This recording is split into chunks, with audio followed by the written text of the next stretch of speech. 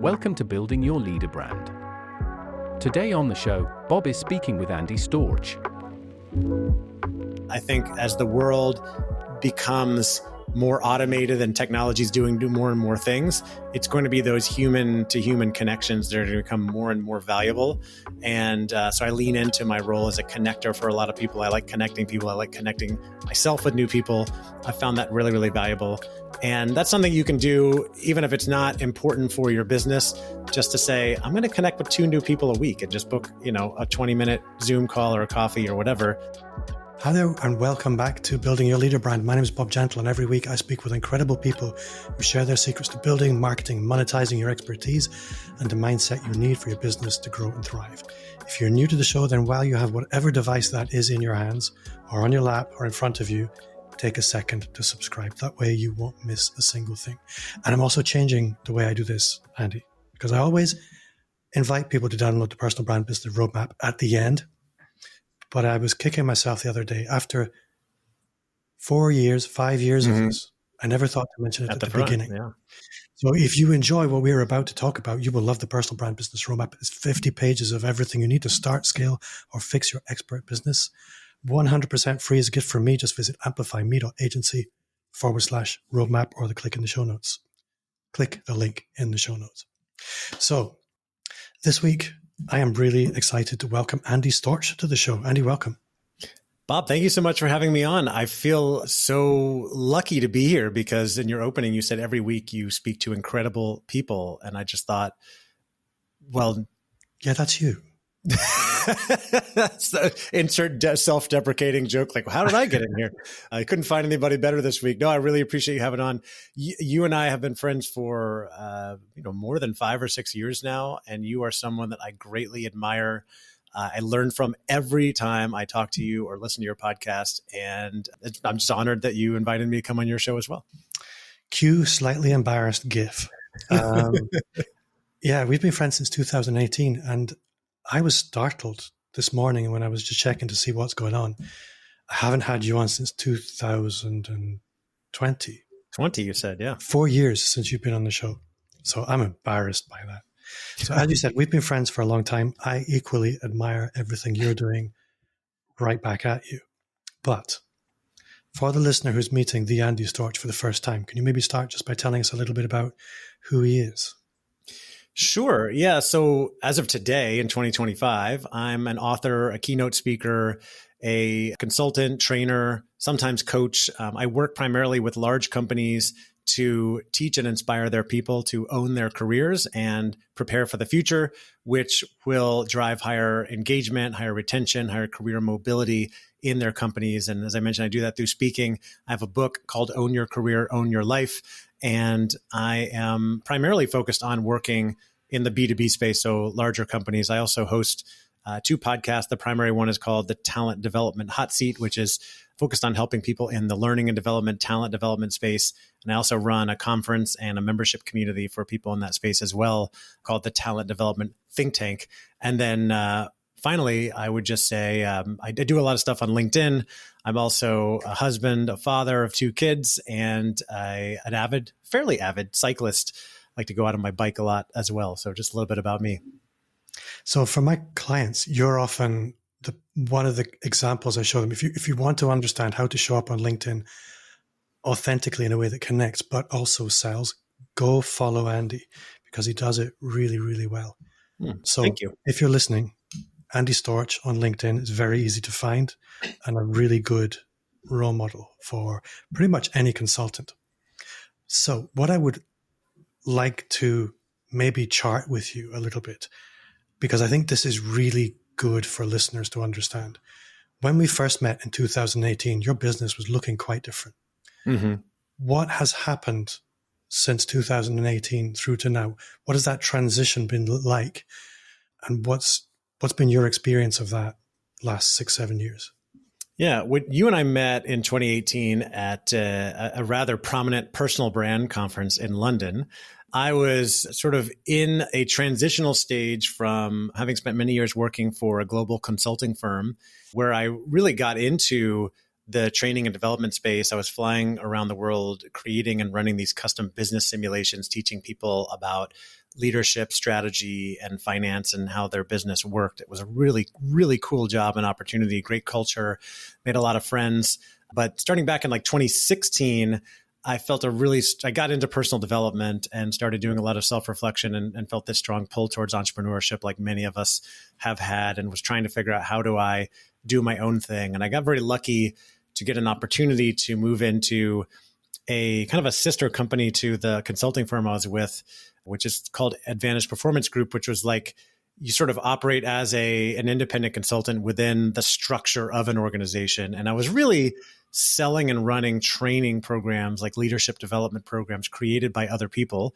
And so I was in sales. I was getting a commission, for selling these people's programs. And then I could also get certified to go out and facilitate this program. So fly to a company site for a day and run this program for 25 people and teach them how to become better leaders using someone else's content. It was a great kind of bridge into entrepreneurship, but I had this dream of really doing things completely on my own. At the same time, I somehow, got into starting to create content online. I think it really started where I was very active in this community for fathers and started sharing a lot of content about personal development and fatherhood and marriage and things like that. And it seemed to resonate with a lot of people and started to find my voice. I started my first podcast in 2017 and then the second one in 2018, which was about talent development, primarily as a way to connect with potential clients in that space and learn what they're working on and build those relationships. And in 2020, when the pandemic hit, I had just hosted a conference for the first time with my friend Bennett Phillips, and it had gone really well. And we realized we weren't going to be hosting a conference again for quite some time because the whole world had shut down. And I wanted to launch a membership community for people in the space because I had been involved in other communities and masterminds for entrepreneurs in other areas, and they've been so helpful for me. And the organization I was with, we couldn't really come to terms with an agreement of how that was going to work. And so that's when I decided to go out on my own, and they encouraged me to do the same thing. I also sort of thought, if I can create my own training programs, my own content, then instead of getting like a 20% or 25% commission on selling someone else's deal, I can get 100% commission on selling my own stuff, right? It won't be as well known, but the trade-off seemed to be worth it for me. And so I also started working on my book in 2020, which came out in November 2020. And since then, I've been working on building a brand and a business around primarily the content from my book, which is called Own Your Career, Own Your Life, and speaking in organizations about how to take ownership of your career, be more intentional. And I got pretty lucky. It seemed to resonate with a lot of companies, especially around 2021, 22, during the so-called Great Resignation, when people were really moving around a lot after COVID and companies were trying to do whatever they could to keep their best people. And so that worked out quite well for me, created the training program from my book, and really was fulfilling the dream I had to be a keynote speaker and to be running my own stuff. And at the same time, I kept the talent development thing going. The conference I brought back in 2023 and ran again in 2024. And we can talk openly about what it takes to run a conference. I know you've run some events and been to events, and it sounds really cool, but it's also a lot of work and not always that profitable. And then still run the community. And, I've been through some ups and downs, but it's been just an incredible journey to be able to build this. And I've learned from so many great people like you and others that I follow and I'm friends with along the way. And I'm just always trying to get better. So one thing I'd really like to explore with you is a lot of consultants struggle to achieve what you've achieved. They kind of often struggle to get any kind of momentum with sales, marketing, and especially the more high-level productization. I think what you're doing in terms of the speaking and the keynoting, a lot of people want to eat your lunch, and yet they don't even take the lunchbox out of the cupboard. And I think when I meet an expert in anything, or somebody who has become at ease with what they do, they've got shortcuts, they've got scripts, there's the way they make things work. And they know that when they look at other people who seem to be struggling, they know why.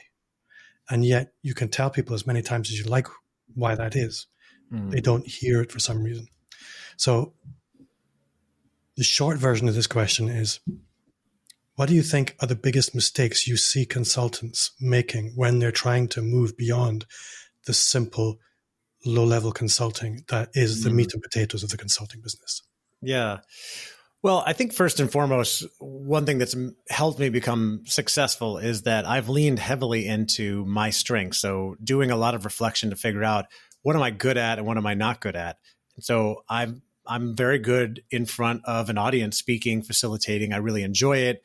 I get energy from it. And I find that I'm talented. People compliment me and tell me that I'm really good at it.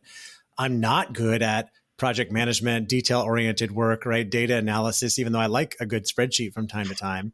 It's not something I need to be doing as a profession, but I did have those as jobs in the past, and I struggled. I've been through a lot of very frustrating times in my career because I was in roles that didn't fit my strengths, and I was trying to build a career around things that I wasn't good at. And I think, many of us get to go through those trials and tribulations in our career. And the key is, it's not about feeling guilty about the past, but it's really figuring out, okay, what am I good at? What do I want to really double down on? And you might be the complete opposite. You might be someone who's like, I'm really analytical. I love diving into numbers and using AI and all this stuff. So can you double down on that with the work that you're offering or doing with clients? Because there are definitely needs there. You don't have to become a manager or a speaker or whatever, just because it sounds cool if that's not the thing that you're good at. Now, if that is what you really want to do, either way, you asked me about the biggest mistakes that a lot of consultants and people going into, the independent work are making.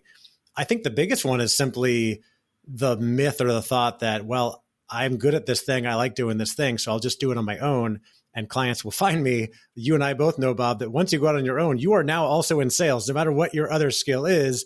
If it's speaking, data analysis, or baking cookies, you're also in sales and marketing. Like, you've got to find the clients. And I think a lot of people realize that. And some people do well to go out and tap into their network and get their first 2 or 3 clients, but then they get really busy with the client work and they don't make time for sales or marketing. And eventually that client work ends and there's nothing there waiting for them.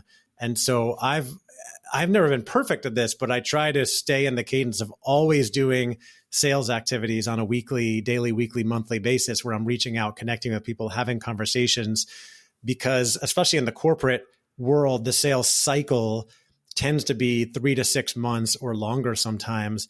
And so you need to be having those conversations regularly so that, when one thing ends, the next one is hopefully coming at some point. I think that's the biggest thing. And just leaning into that and saying like, I may not be the best in the world at sales, but let me learn as much as I can about it and commit to consistent activity to make sure that I'm having regular conversations that turn into more work. I think that's really important to hear, because I think when people watch people like you on LinkedIn, for example, it kind of looks easy. I mean, Right. You post a lot of pictures of, look at me out cycling. I'm at the gym. It really looks a little bit like the celebrity lifestyle. You live in Spain. Yeah. However, Everybody on LinkedIn looks like they're making $1 million and doing it effortlessly, right? Exactly. But I think what you said there, I mean, just imagine an organization, every time they won enough clients to keep them going for the next 6 months, to close their sales department. Mm-hmm. That's how a lot of businesses operate. Right. Sales works best with consistent effort, tiny amounts of work all the time. Yep. And I think it's really important to hear that you do that, because that's what drives success. Marketing and sales are the left and right hand of success, and operations is what sits in the middle. You have to be good at what you do. Right. But if nobody knows about you and nobody is offered it, nothing's ever going to happen. Yeah, I know you're really good at this as well. You have your whole flywheel approach that I've seen. And it's one reason I think a lot of clients are attracted to working with you, because you practice what you preach. Like, here's all the things that I'm doing, and I can teach you how to do these things as well and hold you accountable to keep doing them on a consistent basis. And that's why, I use a coach as well to help, keep teaching me and holding me accountable, because I never want to believe that I've got it all figured out, and I want to keep improving all the time. Yeah. I think this is the thing. Businesses are inherently very simple things. Mm-hmm. We make them complicated. We need simple sales processes. We need simple marketing processes so people know about us. We need clear and obvious products. And then we need to deliver them really, really well. That's all a business is. Mm-hmm. And these things can all be systematized. And yet everybody thinks they need to make them up for the first time every day. Right. Right. That's not what success looks like. Success looks like simple processes consistently executed. Yep. So I would like to talk about what you've struggled with a little bit, because again, people at the top of their game look like they've got everything fixed, but it's a hard journey to get there. Yeah. Of all of the things I've spoken about there, the operations, the marketing, the sales, the productization, and the operations, what do you struggle with the most, or what have been the highlights for you in terms of challenge over the years? Yeah. So I mentioned I'm not detail oriented. I've definitely struggled with that. I mentioned I came from a consulting background. When I worked in the consulting company firm that I was in, they had what was called a triple threat model, where you needed to be really good at facilitation, at project management, and at sales to do really well in the company. And it turned out I was very good at facilitation, which is getting up in front of the room, delivery. I was pretty good at sales, but I kept making mistakes when it came to the project management stuff. It just didn't suit me. And now I have worked hard to build a business around my strengths, but there's still a lot of things going on because I have a hard time focusing on one thing. So I mentioned, I've got speaking, I've got a training program, I've got 2 podcasts, I've got a conference and community. And so I've learned that I can't manage all of these things on my own. If I don't have some type of help, then I'm going to drop the ball somewhere. And so I've been a big fan of leveraging help from a virtual assistant, really ever since you and I met, going back to like 2018, 2019, learning from others who had done that. And I've had some good ones and some bad ones. I had a woman named Stephanie who worked for me for over 4 years, who really helped me organize and grow my business. So that's been a big one. Knowing my limitations in terms of like keeping everything together for my business.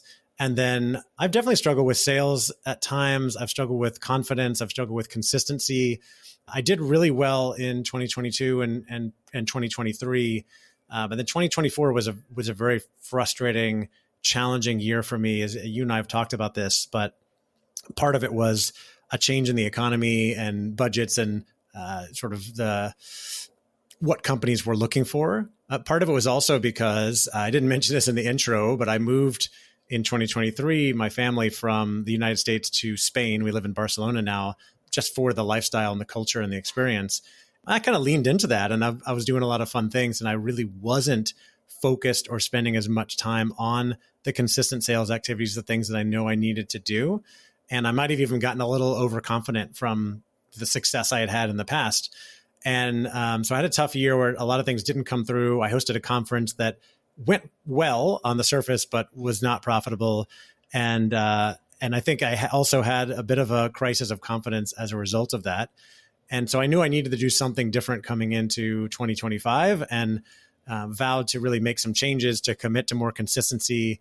I hired a sales coach to also be my sales manager and not only teach me, but help me, but hold me accountable to the things I need to be doing. I've taken out some of the distractions in my life and committed to really focusing in on those regular sales activities in 2025. And so far, it's really been paying off with a lot more activity, conversations, conversations, gigs, sales, you name it. Like, things have been really going back in the right direction. And while there are macroeconomic changes that happen that are definitely out of our control, I think the biggest takeaway lesson is to, even when things out of our control are not going that well, to focus in on what's in our control. And usually it's, what are those consistent activities or actions that I can take that are going to help improve my situation and either get me more sales or get me in better shape, or, whatever it is. I've got goals this year. The main goal is to grow my sales, but I'm also planning on publishing another book, and I have a secondary goal to learn more Spanish. Well, guess what? If I don't consistently take classes or lessons or do the things, like, Spanish is not going to magically pop into my head. And it's the same thing with the sales activities or fitness or anything else as well. So I'm interested to know from you, in your business day to day, what do the non-negotiables look like for you? I think it's very easy to kind of wing it. And I think a lot of business owners do wing it. Success doesn't like it when we wing it. Mm-hmm. So for your 2025, what does your daily non-negotiable look like? I have a lot of daily activities, more on the personal side, that I find support me really well. Like, I meditate every day. I generally read a little bit and write gratitude and eat some healthy things, get some exercise, things like that. But from a business perspective, I won't say it happens every single day, but the goal is definitely to do some business development every day where I send out a few messages to try to book meetings. I follow up on conversations I've had or opportunities that I've uncovered.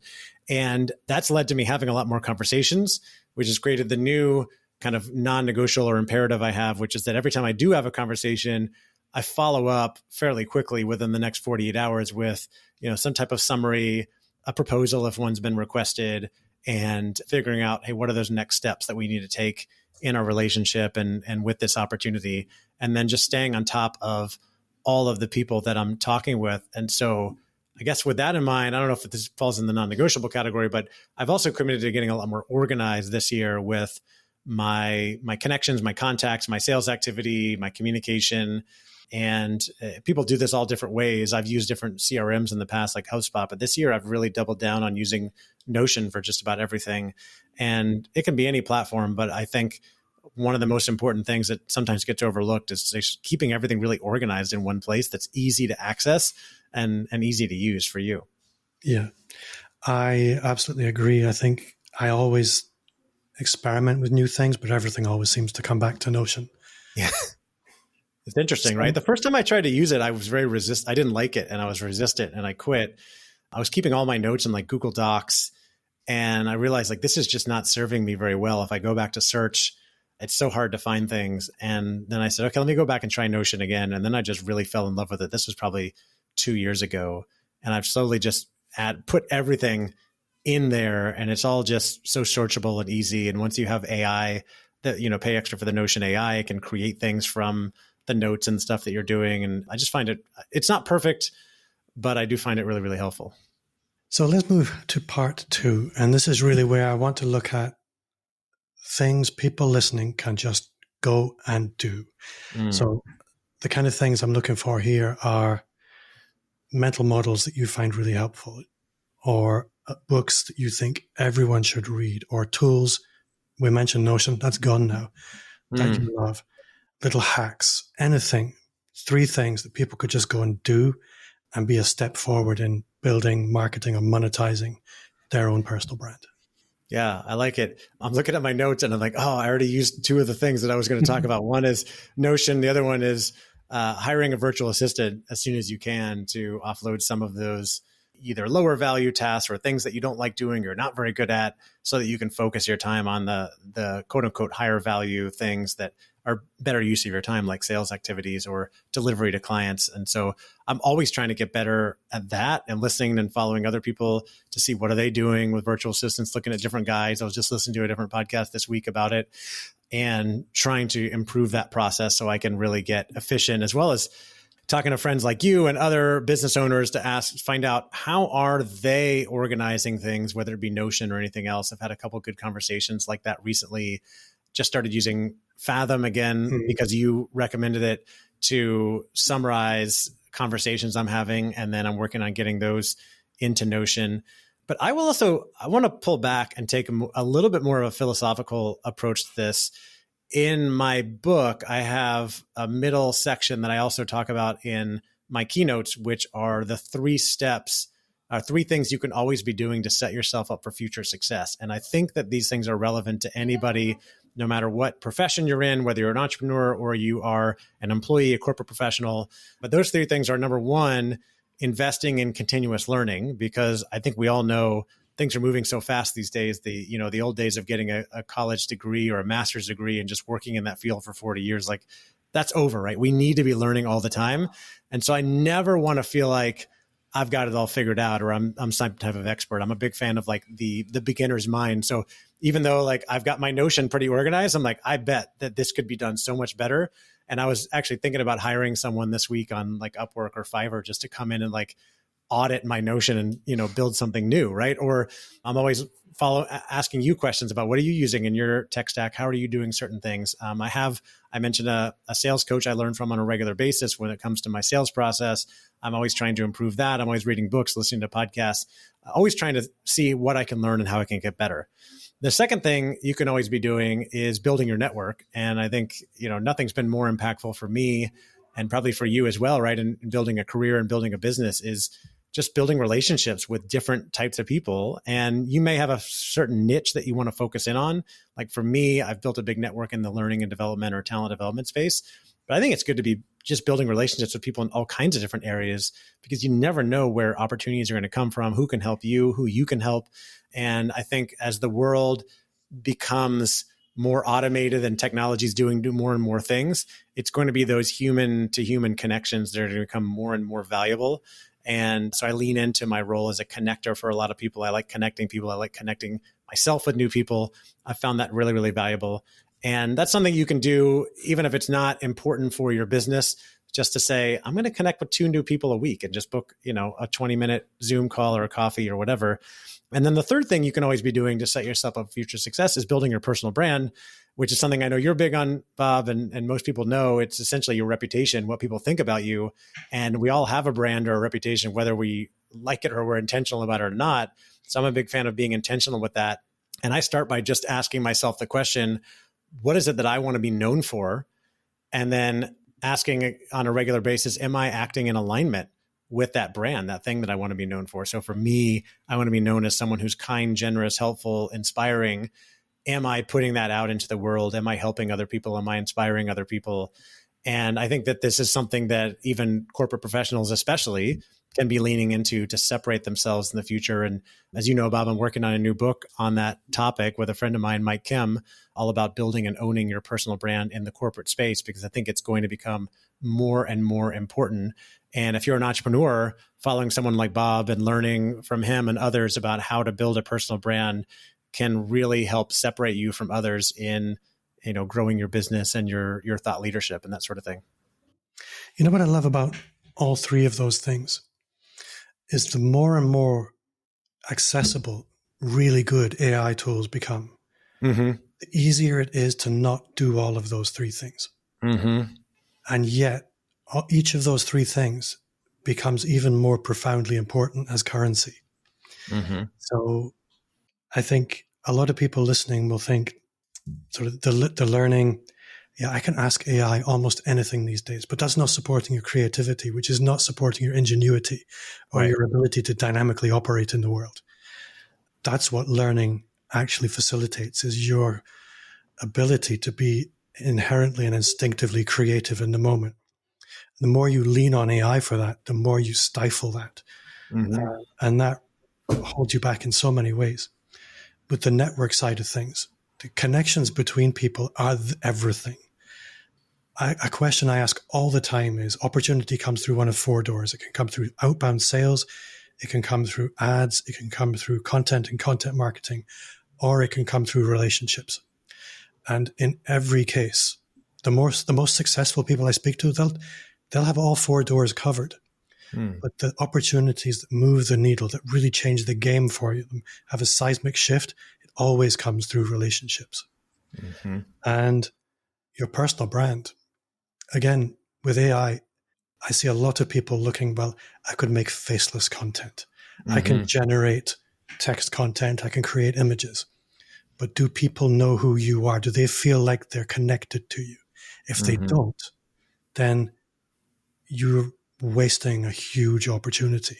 So I think in the personal brand side of things, courage is your greatest opportunity. And I think those are a wonderful 3 things to share. So thank you for that.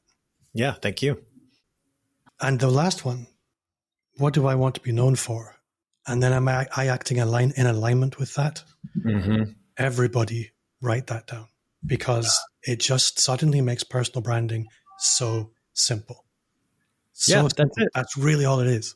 What do you want to be known for? And it's different for everybody. Like I said, for me, I lean into things like generous, kind, helpful, inspiring. I had a client who told me he wants to be known as the guy who can get things done. He wants leadership in the organization to know that anything that comes his way is going to get done. And of course, I used to always joke, I don't want to be known as the person who gets things done, because that probably attract more work, and I don't want work. But for him, that was important, right? For his self-worth and productivity and things like that. Other people say things like integrity or being known as hardworking or collaborative or inclusive, whatever it is. But, think about what that means, what it is that you want to be known for, and are you showing up in alignment with that? And then you can also start using that to guide the content that you create, right? Are you creating thought leadership content that are sort of in alignment with those things? And I think this is why I'm struggling a little bit here, but I know what I want to say. Building a personal brand is very much about putting a beacon out into the world that's going to attract people. This is kind of what it's for. And the more energy you put into it, the brighter it shines, the more force of attraction it's got. But if it's vibrating at the wrong frequency, if it's transmitting on the wrong frequency, you attract the wrong people. And this is why I think this is really important, that you spend a little bit of time thinking, what do I want to be known for? What matters to me? How do I want to come across? And that's what you transmit. Then you'll attract people who are in alignment with that.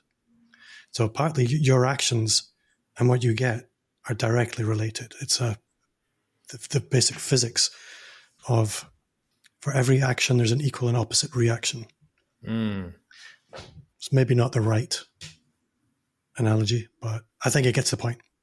Yeah. So, Andy, if people want to connect with you, if they want to go deeper with you, what's the best way they can do that? I really wanted to make a joke about Alex. Make a joke about Alex. Stop. Yeah. Everybody. We're going to make a joke about Alex Curtis. So I was just at the gym before this, listening to a recent episode you did with our friends Pete Everett and Alex Curtis, and Alex talked about where you should not go connect with him, which was LinkedIn. But I will say that's a great place to connect. I connect with anybody, not anybody and everybody. I do reject some connection requests that just don't seem relevant.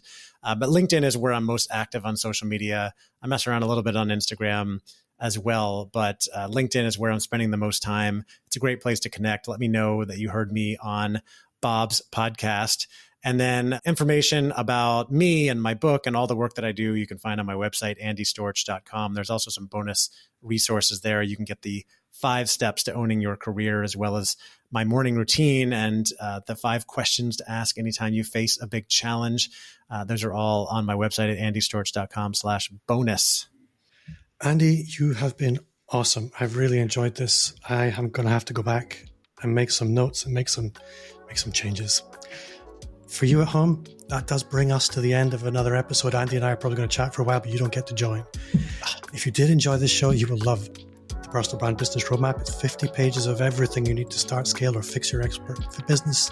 Just visit the link in the show notes or go to amplifyme.agency/roadmap. Now, before you put your device down, go anywhere else. Take a moment, quickly leave a rating, a review, wherever you listen to podcasts. 5 stars, like the fingers on your hand. You can count them if you're not sure. Thank you for listening. Thank you, Andy. You've been awesome, and see you next time.